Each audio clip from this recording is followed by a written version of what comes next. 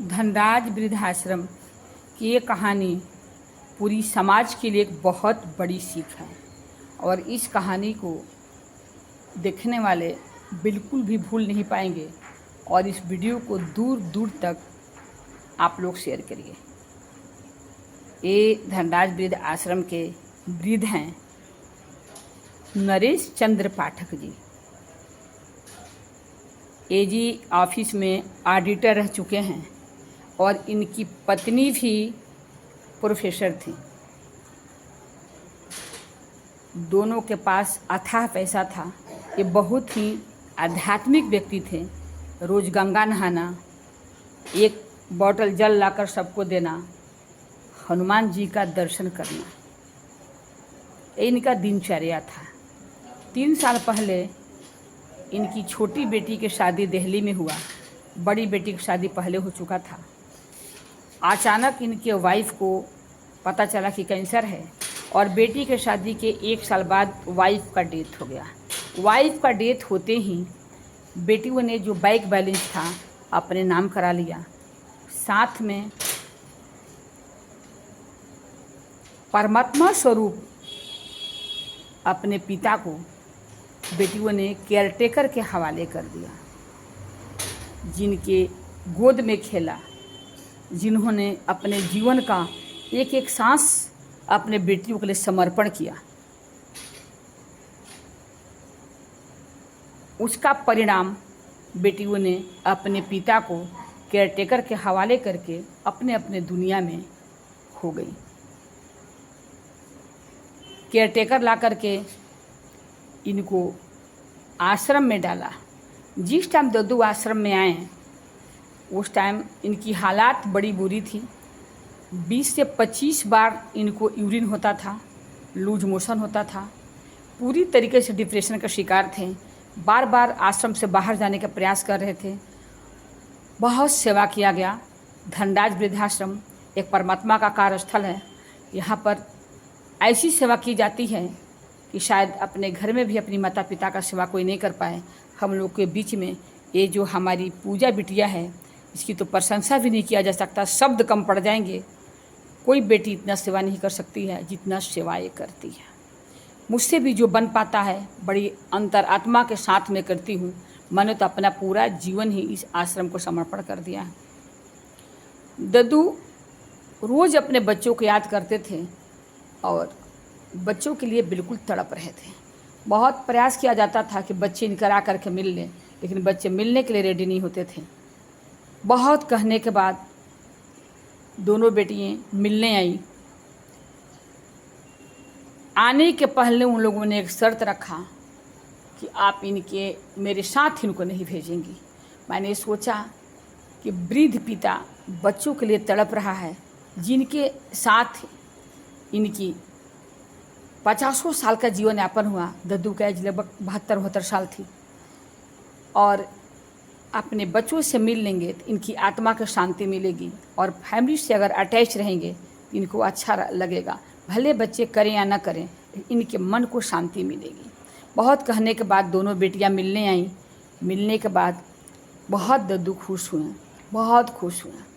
उसके बाद बेटियों को तो रुकना नहीं था, इनसे बहाना करके चली गई कि हम लोग अभी आ जाएंगे। उस दिन से ये रोज़ अपने बच्चियों के इंतज़ार करते रहें।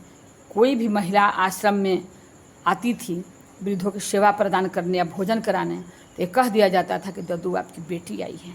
बड़ी खुश होते थे, उस महिला का हाथ पकड़ते थे और कहते थे कि अब मत जाना। धीरे धीरे की याददाश्त चली गई और इनके अंदर एक सदमा लगा और उसी की बात से धीरे धीरे अपना याददाश्त खोते गए। शरीर इनका गिरता गया। अभी 15 दिन पहले दद्दू की हालत ज़्यादा ख़राब हुई। लगातार डॉक्टर आए, बॉटल चढ़ा, ऑक्सीजन लेवल कम हो गया। अथाह सेवा किया गया। 15 दिन से बेड पर थे। बेड पर खिलाना, डॉक्टर को बुलाना, हर प्रकार से सेवा इनके किया गया। फिर मैंने बच्चों के पास कॉल किया। मैंने रिक्वेस्ट किया कि बेटा इनकी आखिरी सांस चल रही है, प्लीज़ आप लोग आ कर के मिल लीजिए। पहले तो बच्चों ने इधर उधर के बहाने किए, आने के नाम नहीं लिए। बहुत प्रयास मैंने किया। बेटा वो कोमा में हैं और वो किसी को पहचान नहीं रहे हैं। हो सकता है कि आप लोग को देखने के बाद या तो ठीक हो जाएंगे और आप ही लोग में उनका प्राण फंसा होगा। शायद आप लोग को देखने के बाद इनकी आत्मा को शांति मिल जाए। अथक प्रयास के बाद बड़ी प्यार से मैंने बात किया। मुझे इस बात की डर थी कहीं बच्चे ऐसा न हो कि ना आ जाते तो इनको सुकून मिल जाता। बहुत प्रयास के बाद दोनों बेटियां इनसे मिलने आईं। मैं एक बात भूल गई बताने के लिए। उस बार भी बच्चों ने मुझसे प्रॉमिस कराया कि हम लोग ले जाने में असमर्थ हैं, हम लोग ले नहीं जाएंगे, आपके कहने की वजह से हम मिलने भले आ जा रहे हैं। बहुत प्रयास के बाद बेटियां मिलने आईं। मैंने सोचा था कि आने के बाद मैं समझाऊंगी, हो सकता है अपने फादर को लेकर के जाए। बहुत कोशिश मैंने किया, बहुत बातें मैंने समझाया। मैंने बोला बेटा ये कहानी रिपीट होगी।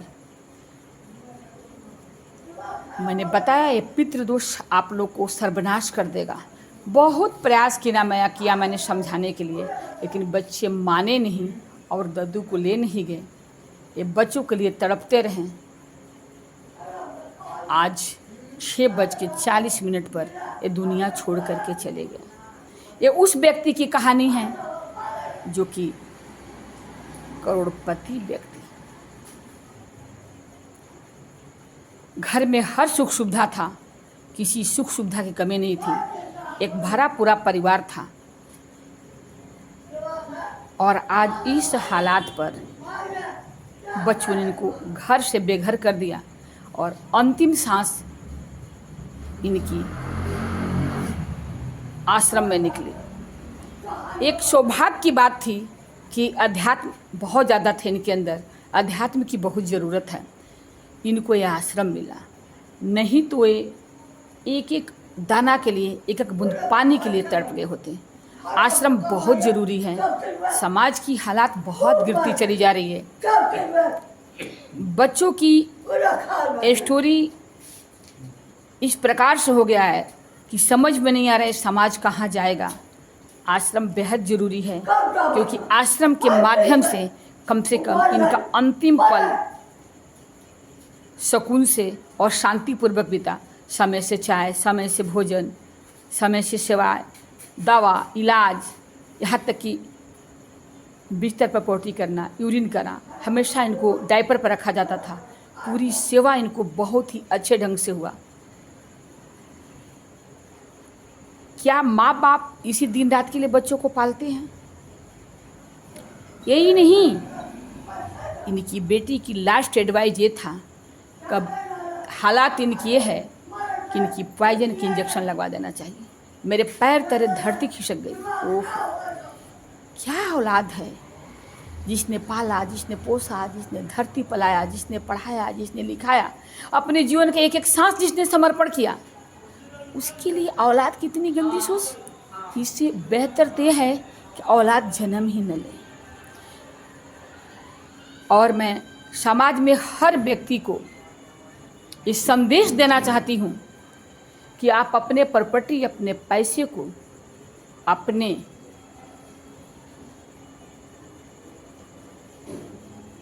लिए रखिए और उस पर हमेशा आपकी अधिकार बनी रहे। और साथ में आप बच्चों के साथ साथ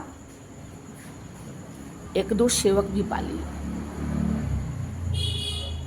और कभी भी आप जीवन से हताश न हो। आपकी प्रयास ये होना चाहिए कि आप स्वस्थ रहिए। ये पत्नी के डेथ के बाद परिवार से इतना ये घुल मिल चुके थे, इनकी कोई और दुनिया, कोई और समाज नहीं था, कोई बीबी और बच्चे थे, जिसकी वजह से डिप्रेशन में गए।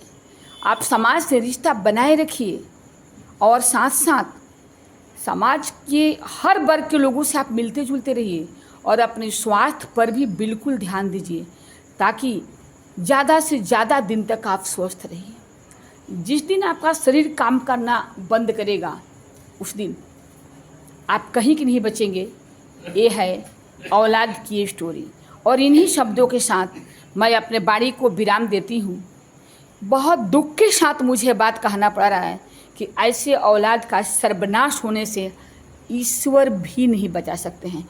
ऐसी औलाद न जाने कैसी वो अपने बच्चों को पलता है न जाने कैसी वो भगवान के मंदिर में खड़ा होता है और न जाने कैसे ईश्वर उसकी आत्मा इस प्रकार से कर देते हैं कि अपने जन्मदाता के साथ इस प्रकार का घटनाएं घटाते हैं। समाज में बहुत ज़रूरी है अध्यात्म की। हम लोग न राम का ज्ञान देते हैं, न कृष्ण ज्ञान देते हैं, न रामायण के विषय में बताते हैं, न गीता के विषय में बताते हैं। बच्चों को संस्कारिक ज्ञान, आध्यात्मिक ज्ञान बहुत ही जरूरी है। प्रभु दद्दू के आत्मा की शांति दे। Thank you.